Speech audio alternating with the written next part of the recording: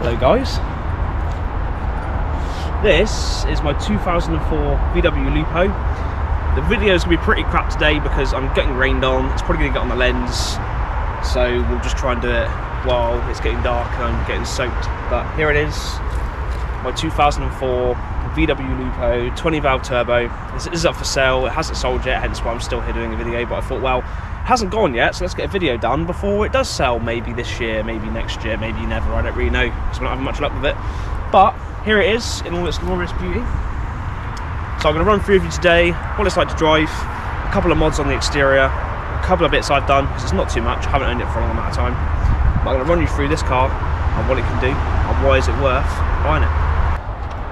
So this video is quite simply a goodbye for the Lupo. This should be the last video I do on it because I am selling it. I think the thing about the Lupo is I've never ever had a car that I fell in love with since my Peugeots back a few years back. As you know me, I've had quite a lot of cars. Some of it hasn't been my choice, but this Lupo is an awesome car, but it's not what I need. It's not the kind of route I want to go down within my personal preference of vehicles for now.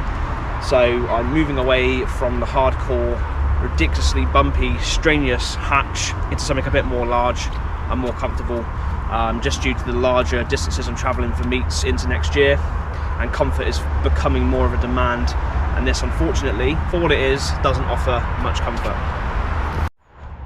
Okay guys, I can't see you, my glasses are soaked, but starting from the front, we have a glorious bad boy bonnet. That is so everyone that comes up behind you doesn't know that it's actually a Lupo. They think it's a faster car. Got air vents to keep the engine cool. These are functional. They get super wet in the winter, which is not too ideal. I'm just being super honest with you, but these vents are really good at keeping the intake temps cold. This one sits over the engine here for general cooling.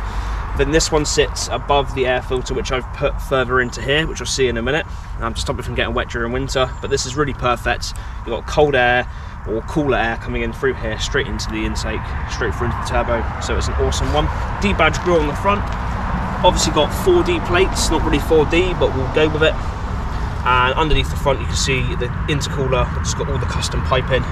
It's got smaller diameter piping on this for better flow, so you'll find this car's got a really quick pickup and it pulls fairly well throughout the range, but there's not very much lag. If I'd gone for larger piping with the setup on here, there would have been a lot more lag. So this is definitely more functional and usable for what it's set up on, especially with the 5-speed gearbox. You've got these retrofitted DRLs, which are for your side lights, and then for your indicators, these then switch and change into indicators, which I'll show you now. So these are sequential. When these are turned off, obviously the normal side light comes back on. This is because as part of the smooth bumper, the indicators have been removed and are now built into here. The dynamics also come across onto the side indicators, just here as well. So down the sides, we have plenty of stickers. These are all 500 horsepower each, so it's a super fast car. Of course you can remove these. You've got tints on the side windows. Obviously got Hecos. Who doesn't have Hecos? If you don't, obviously like children. Not a lot else to say about down the side, apart from, as you can see, in my ownership of the car for the short amount of time, I've changed over to a set of ultralights. These are super lightweight. Did these for two reasons. First of all, the ones on the car before were 9 kilos each. These are just above 6, so they're much lighter. At the same time, they show off the brakes, which is a full Tarox kit, front and rear, which looks beautiful. And you can also see it helps keep these brakes cool. The old ones were very front-faced and didn't have a lot of holes to allow for cooling, so I was finding the brakes were getting hot. So we're on the rear first, which is kind of the long way around, but here we are. So the rear has got brand new NS2s on the back, Nankangs, and it's got a GTI rear beam, so you can see the GTI rear caliper and disc on the back there. And then over to the front, zoom. On the front here, we've got a set of G60 front discs and calipers.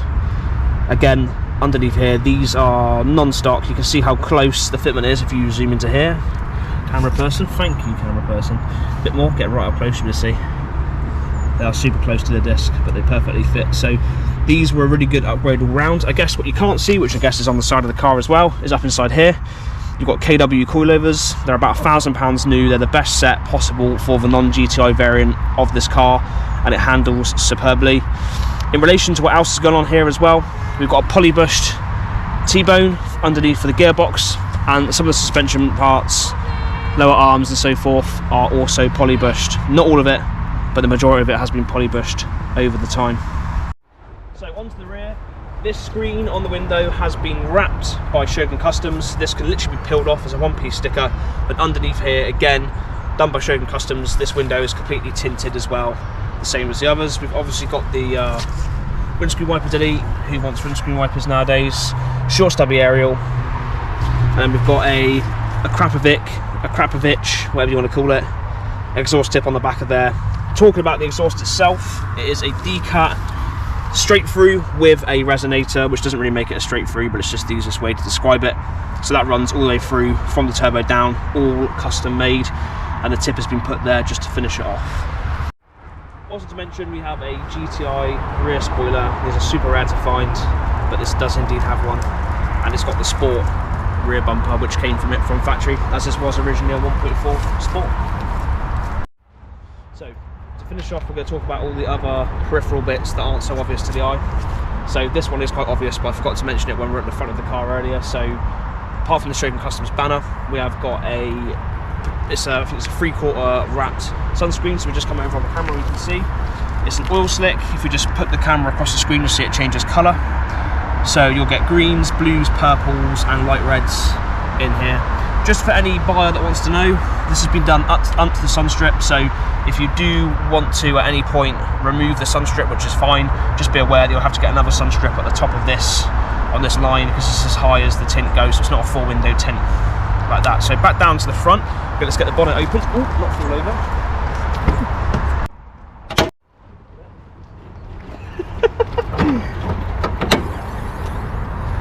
Here we go. So this is a AYP. It's a very rare variant of the 1.820 valve. The AYP, this one is out of a 2008 Cupra R. The mileage on the engine is about 20,000 less than what's on the clock. So the car is currently on 105,000. So the engine is sat around 85 as it stands. Really, really solid engine. So not a lot's been done here. Obviously you can see all the custom piping's been made by previous owners. All I've done in my short time is put an air filter on there that wasn't full of dog shit, because it was disgusting, the one that was on there. And I've only just literally added this to extend this away from underneath here during the winter, because you can imagine the water beforehand was dropping straight from here straight down onto the air filter, which is not a good design. As you can see on the bonnet, I apologise, it's dirty, that the engine doesn't get cleaned too often. As you can see, these vents are all properly fitted, properly on, and you can see here where the bad boy bonnet cutouts have been done with metal as well. If you come on the top of the bonnet, you can see where it's been smoothed as well.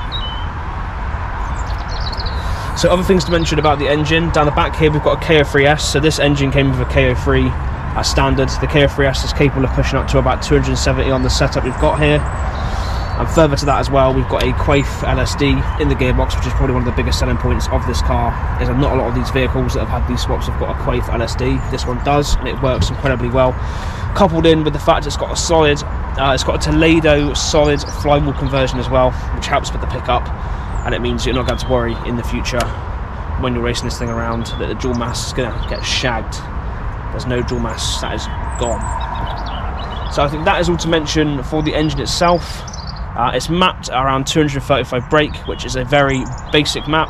The turbo itself can run about 19 psi. It's just down at around about 10, just pops over when you're at higher gears. And this is because it's at the optimum level for grip and performance for where it's at. But the turbo is capable of running 19 psi, which should put you anywhere between 250 to 270 brake, depending on how the flow of this setup is. Who knows? We've never tried, I've never tried, I wouldn't know. But there is a possibility of getting up to 270 on that turbo, but you might need to change the diameter of your piping and a few other little bits here to make it work that, but it can run that on the engine. So that is everything about the inside and the out of the car itself. We're now going to jump into the car, talk a little bit about the interior. There's not a lot to it, let's be honest. Talk a little bit about the interior, and then we'll go for a little drive around so you guys can hear and see what it's like. Alright, so Sony radio. It's got a Silverline alarm system, which is, this is the module for it here. This controls the windows off of the key and does the central lock-in as well. There's not a lot else. We have cup holders at work. There we go. There we go. So that's the optimum reason for buying it. It's got cup holders. yeah, not a lot else. It's all very stock in here. We've got a boost gauge, we've got a manual control hidden behind here, you can't see it. We've got a manual button for the fan. So I'm going to start the car up now so you can just see that it idles. It's on temperature. So let's have a little look at the gauge. So you'll see the lights, you've got the check light and the EPC. Check light stays on, and that is for the decat. But I'll just show the idle here, like so.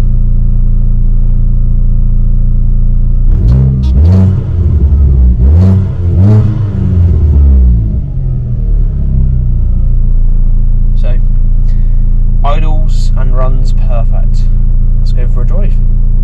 So you can probably see the effect, but obviously just to mention, if you do buy the car and keep the screen on there, it has a pinky yellowy tinge depending on what colour the light is outside. You can see it here. You got your kind of purpley pink through to your yellow. It is good at night. It helps with the window to stop you getting dazzled by other drivers.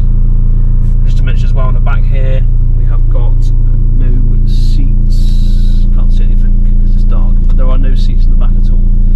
This is strictly a two-seater.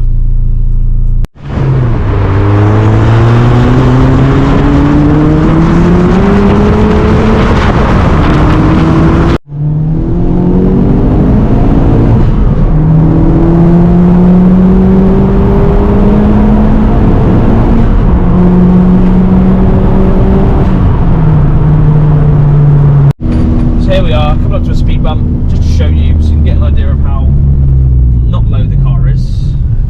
Over the speed bump, look, and we've got no scrapages.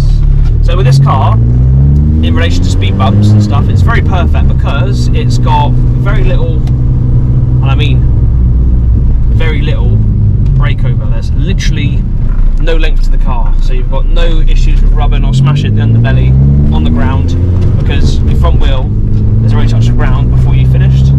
Just to bear in mind with this car, the gearbox does fit and sit very low below the car. It's probably about that high off the ground as we currently speak. That's because if the engine was lifted on the mounts it's currently on, if we lifted the mounts, you want me to put the bonnet on. So you just have to be aware with this car that the gearbox does sit very, very low. But for daily driving, you won't have any issues. I've driven it a variety of different places, even for a little bit of rough ground. I've never had any issues with the sump or so forth getting anywhere near the ground. So there's nothing to worry about in that sense. So this car is really, really rust free. It's really, really structurally sound, and the gearbox and engine are running super sweet. So come on down, get involved, and come for a drive and see what this car is really like. It is a very solid car. The paint's really good as well. There's not a lot I can really fault about this little Lupo.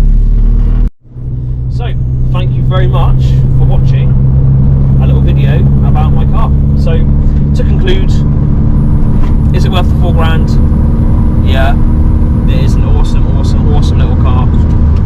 And with a few more tweaks, it's very capable of running up to 270 brake, and there's a hell of a lot more to get out of it. So I'll leave that with you, and I hope you enjoyed the video of my Lupo.